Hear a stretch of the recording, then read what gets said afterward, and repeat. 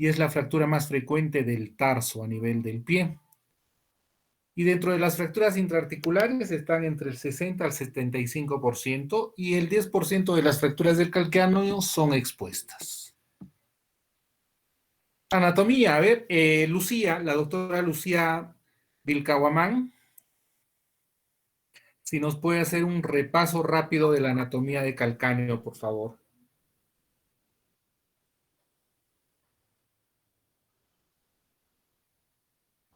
Ya, presente, doctor.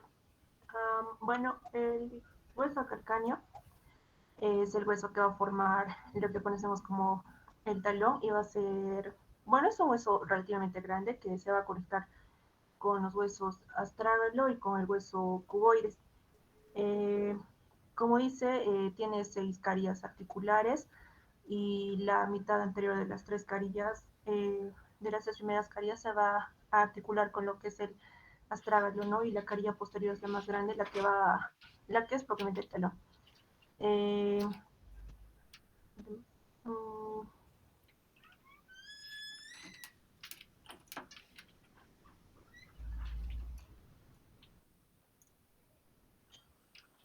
Gracias, Lucía. Doctor Eduardo, ¿algo más que agregar? Claro, doctor. Doctor, buenas tardes. Principalmente hablar que tiene relación con propiamente con el talón y con con con el tendón del talón, ¿no, doctor? Se me fue el nombre del músculo, doctor, lo siento, que se le conoce también como una fractura del leñador. Tiene la apófisis menor superiormente, si es que no me equivoco, y y hacia la cara anterior se va a empezar a articular con lo que son los metatarsianos, doctor. Eh, y principalmente creo que eso, doctor, no podría añadir algo más. Ok, perfecto. Entonces ya tenemos algo claro de lo que es la anatomía del astrágalo. Acá hay algunas imágenes sobre lo que es la irrigación del calcáneo. Está dado generalmente por las arterias terminales, la tibial anterior y las peroneas, ¿no? La arteria peronea en la parte posterior. Y esto es muy importante ya que el calcáneo va a ser uno de los huesos que va a presentar muy poca pseudoartrosis. En la anatomía ya nos han dicho las carillas, las articulaciones con las cuales va a tener relaciones, visto lateralmente nuestro calcáneo, su cara medial. La cara medial está en relación con todo lo que es el canal del tarso, con todos los tendones que van desde la pierna hacia la cara anterior, o mejor dicho, cara inferior del pie. Mecanismos, ¿cuáles son los mecanismos de fractura que tiene el calcáneo? Son cargas axiales, es decir, caídas de altura. En la compresión que va a ser el cuerpo, el peso del cuerpo, directamente sobre una superficie. Después tenemos los accidentes de tránsito, caídas, como le decía, de alturas más de medio metro, y algunas fracturas de torsión que se asocian a fracturas extraarticulares. Lesiones asociadas, el 50% de las fracturas de calcáneo están asociadas a otra fractura. Recuerden, las fracturas de fémur y de cadera están asociadas a fracturas de calcáneo. El 10% tiene fracturas de columna. Si hay una fractura de columna, puede haber una fractura de calcáneo. Igual lo que decíamos del miembro inferior. Y de 5 a 10% se puede presentar como fracturas del lado opuesto que hemos visto, ¿no? Del contralateral. Esto es lo que necesito, la imagen que necesito que graben, o les van a necesitar ustedes grabar, que son los ángulos para determinar, digamos, la integridad ósea del calcáneo. Uno es el ángulo de Guisane. Este es el ángulo de Guisane, son el ángulo que va a formar las carillas articulares del calcáneo. Y el otro es el ángulo de Bohler, que está de 20 a 30 grados. Vamos a ver por las espinas del calcáneo, se juntan, se decusan en trazos o líneas y forman un ángulo, en ángulo de 20 a 40 grados. El ángulo de Giussani es de 105 a 135 grados. Entonces hay que tener en cuenta estos ángulos para ver la integridad del calcáneo.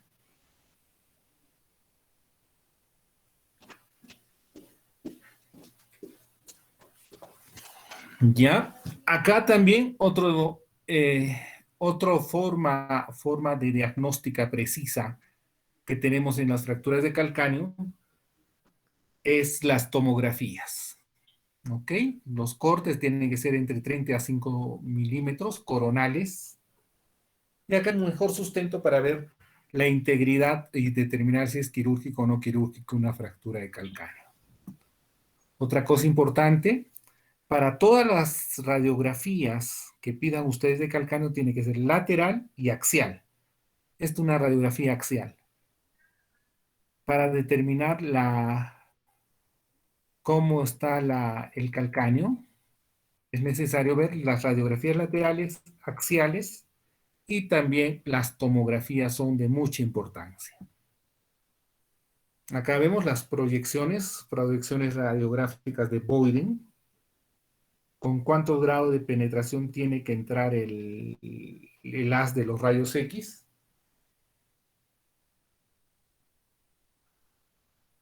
Esto ya posiblemente lo han visto cuando han llevado radiología. Las fracturas extratalámicas son el 25% de los casos, las fracturas de la apófisis mayor o proceso lateral, fracturas con inclusión de la articulación calcáneo-cuboidea, fracturas de cuerpo, fracturas subtentaculares astrangalinas y fracturas de la tuberosidad mayor en pico de pato.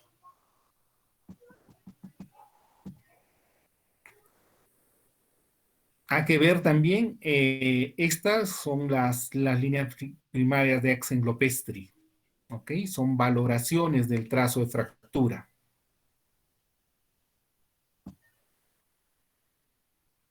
Vamos a ver acá un trazo de fractura que va a comprometer la tuberosidad del calcáneo, esta es la tuberosidad, y también lo que es la apófisis anteromedial del calcáneo.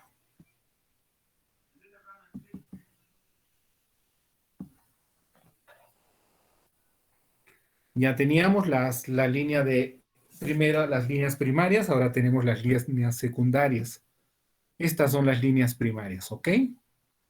Línea primaria de Axenglopestri y estas son las líneas secundarias. Es decir, cuando hay cómo se va a hacer el trazo de la fractura.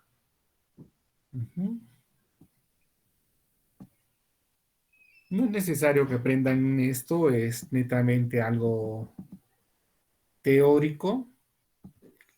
Clínica, a ver, el dolor, equimosis alrededor del talón, del arco plantar de Brunet. Este es el arco plantar de Brunet. Miren la equimosis que va a haber. Puede haber hematomas en el centro de la planta del pie. Miren este hematoma. Y hay lo que se llama el hematoma de Mondor. Eso se llama hematoma de Mondor. Puede presentarse flictemas. Estas son flictemas o ampollas. Y hay posibilidad que se presente un 10% de un síndrome comportamental. Si el pie les llega en estas características con un antecedente de caída de altura, lo más probable es que sea una fractura. ¿Okay? Son fracturas expuestas.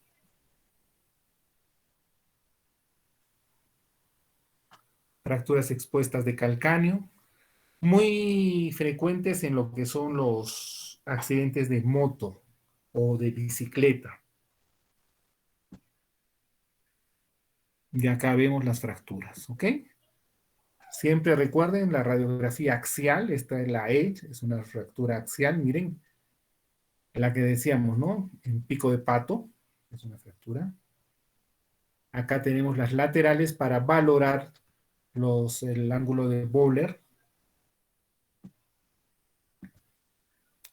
Clasificación, hay diferentes clasificaciones, una de estas es de Sander, que puede estar dada por lo que son las tomografías,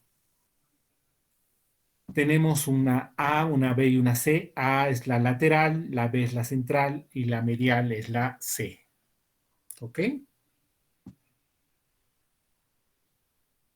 Acá tenemos el compromiso trazo central de la fractura. Hay un trazo central y lateral y un trazo horizontal. No se preocupen, calcáneo no va a entrar en el examen. Ya es un poquito complejo. Está bien, para posgrado es suficiente ustedes que sepan diagnosticar que hay una fractura de calcáneo. Y acá tenemos tipo A, la 2, tipo 2A, la 2B y C. Las tipo 3 a la vez que se dividen en A, B, C, BC, AC. Y las tipo 5, o perdón, tipo 4. La clasificación Sander es una clasificación un poco compleja. No es necesario que la sepan, es necesario ustedes que aprendan a leer el ángulo de Böhler para determinar si está alterado o no. Es suficiente que aprendan eso, deben saber eso. Lo que me importa en esta clase de fracturas de traumatología es que determinen el ángulo de Böhler. Después acá tienen, miren, una fractura tipo 1, que son fracturas no desplazadas. Observen esto. Tipo 2 son fracturas en dos fragmentos, son una guía tomográfica. Un segmento y dos fragmentos, un fragmento y dos fragmentos. Observen. Un fragmento, dos fragmentos. La tipo 3 fractura en tres fragmentos. Y el fragmento central está deprimido. Este es el fragmento central, esta parte, que se encuentra deprimido. Tres fragmentos. La 4 en cuatro fragmentos. Recuerdan, laterales, medios y centrales. Está conminutada una 4. Recuerden, es compleja esta clasificación, no necesito que la aprendan. Lo que necesitamos es esto, el ángulo de Böhler. Recuerden, este ángulo de Böhler, vamos a regresar al ángulo de Böhler. Deme 2 segundos. ¿Dónde está nuestro ángulo de Böhler? Este ángulo de Böhler es el que deben saber sacarlo. En una radiografía lateral, trazan una línea que va a los tubérculos superiores del calcáneo y uno del tubérculo medio hacia el tubérculo posterior. Decusan estas líneas y la angulación tiene que ser entre 20 a 40 grados. Eso es lo que necesito que sepan. El resto de esta clase es una clase ya de especialidad que nos vamos a complicar la vida aprendiendo esta clasificación que no les va a servir, en este caso, esta clasificación no les va a servir de mucho. Entonces, el objetivo del tratamiento quirúrgico, ¿qué se debe hacer con un tratamiento quirúrgico? Es restaurar la altura del calcáneo, es decir, el ángulo de Böhler.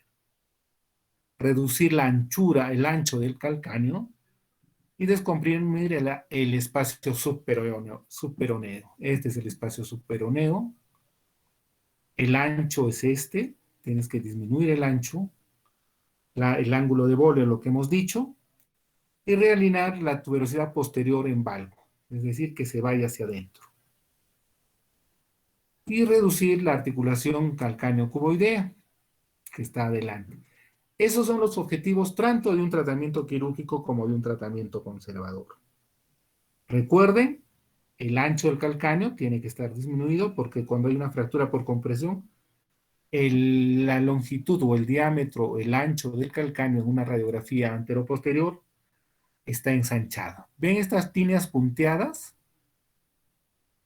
Es la posición natural o normal del calcáneo. Entonces, al haber una compresión, se ancha ese espacio, es la línea C.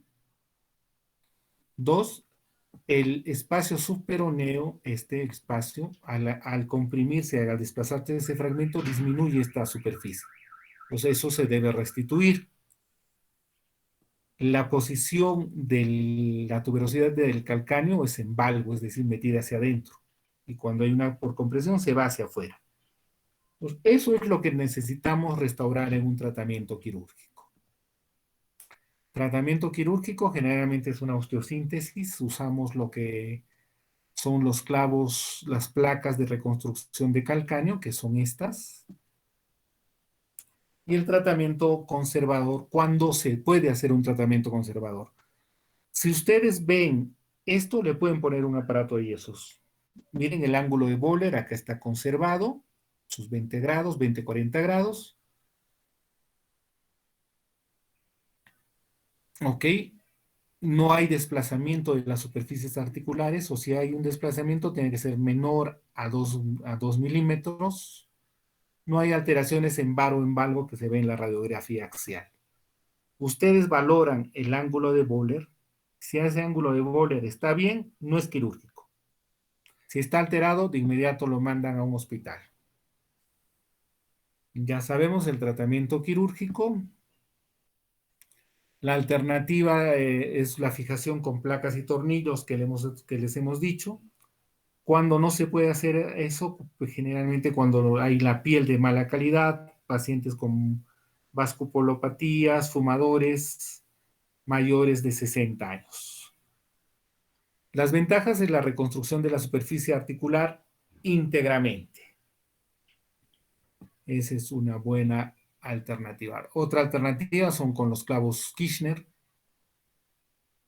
Las desventajas, la reducción de la articulación no se puede hacer tan perfectamente, pero sí puedes tratar en pacientes que tienen alteraciones de piel. Esa es la posición de una intervención quirúrgica, casi de cúbito lateral. Las incisiones, la incisión lateral extendida. Ok, esta es la inserción. Es la piel a este nivel, cuando haces este tipo de incisiones, hay riesgo que se pueda necrosar. Hay que remover el hematoma fracturario.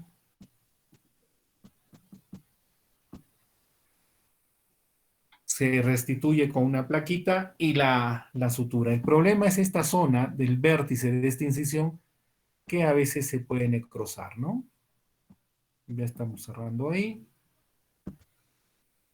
Y estas son técnicas de reducción paso a paso.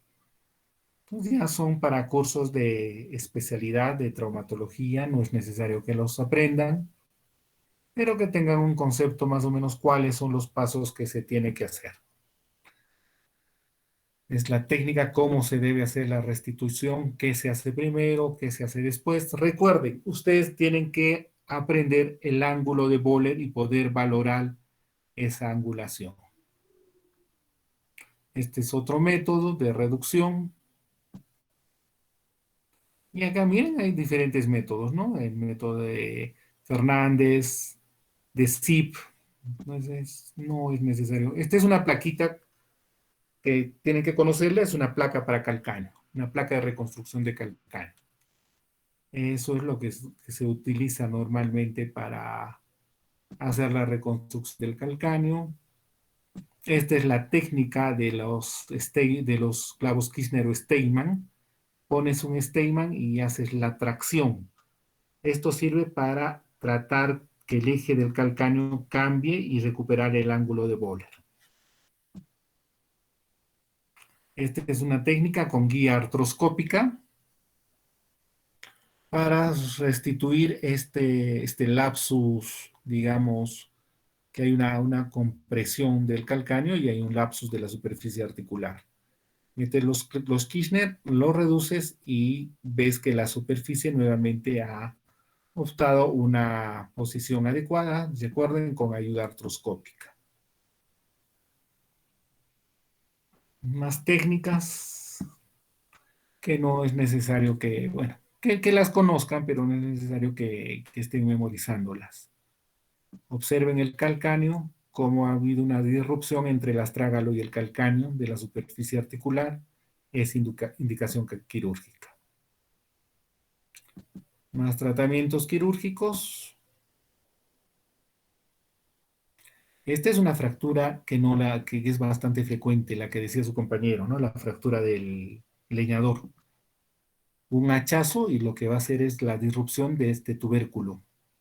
Acá se inserta el tendón de Aquiles Entonces va a producir una abulsión del tendón de Aquiles. Y lo que tenemos que tratar es con un cerclaje, con un alambre quirúrgico, reinsertar, hacer una tenodesis del tendón de Aquiles. Complicaciones, malunión, pérdida de altura y de ensanchamiento son las alteraciones más frecuentes que hay. Y dolor crónico. Entonces ya saben, reitero, ángulo de Bowler. Eso ustedes deben saber. Preguntas, dudas que tengan.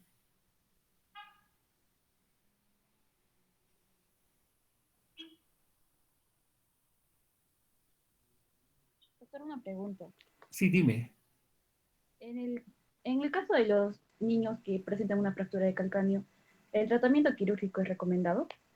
En los niños tienes que ver cómo está el ángulo de Bowler, igualito. Hay que medir si ese ángulo está, si está disminuido, es quirúrgico, si no, es conservador. O sea, la base del tratamiento de un tendón de una fractura de calcáneo es restituir ese ángulo, el ángulo de Bowler. ¿Okay? Métanse eso en la cabeza. Ángulo de Bowler de 20 a 40 grados, si está alterado, quirúrgico. Sea niño, sea adulto. En los niños es poco frecuente. Generalmente es una fractura más conminuta que no compromete articulaciones. Es más, casi no se opera a los niños porque no hay una disrupción de ese ángulo. Pero si hubiese, hay que operarlos. Otra pregunta.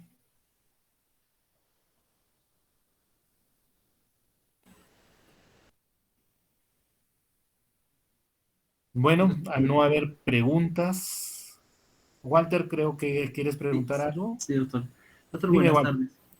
tardes. Doctor, una fractura comminuta siempre va a requerir tratamiento quirúrgico para unir las partes del hueso.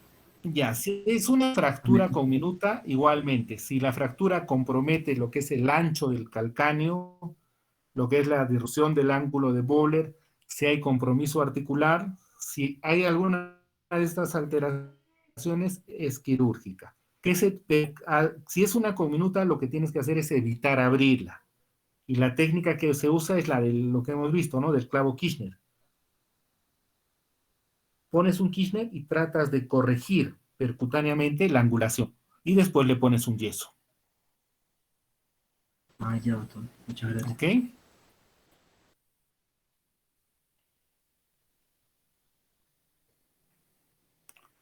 Bueno, doctores, si no hay más preguntas, ha sido todo un gusto estar en este semestre con ustedes. Espero que el curso de traumatología les sirva en un futuro. He tratado de transmitir lo que más se va a utilizar como médicos generales, les va a servir para el tratamiento a sus futuros pacientes. He tratado de no entrar o profundizar mucho en cosas que de verdad como médicos generales no les va a ser de utilidad, no son necesarias que las aprendan. Y bueno, les deseamos las mejores de las suertes, han sacado buenas notas en el primer examen, en este segundo examen posiblemente van a seguir sacando buenas notas. Y bueno, esperando que pronto termine este aislamiento que tenemos y tenerlos en los hospitales para poder hacer un poquito de medicina presencial, ¿no? Las TIC, las tecnologías de informática están tratando de suplir esto, no siempre se puede lograr tratar que puedan aprender medicina de esta forma. Y recuerden que el profesor es netamente un facilitador, el que aprende la medicina es el alumno. El docente no transmite conocimientos, solo facilita que ustedes aprendan, nada más. ¿Ok? Doctores, nos vemos ya